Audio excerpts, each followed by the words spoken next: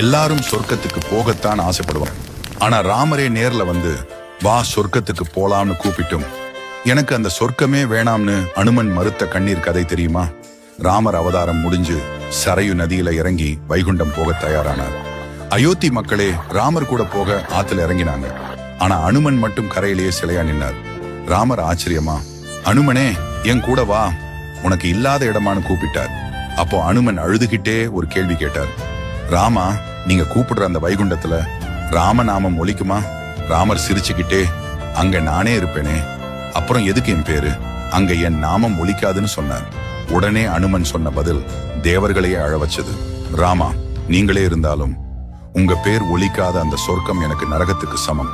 நான் இங்கேயே இந்த காட்டுல தனிமையில உங்க பேரை சொல்லிக்கிட்டே வாழ்ந்துக்கிறேன். எனக்கு மோட்சமே வேணாம்னு சொல்லிட்டாரு. பிடிச்சவங்க கூட போறது பாசம், ஆனா பிடிச்சவங்க நினைப்போடவே வாழ்றது தியாகம்.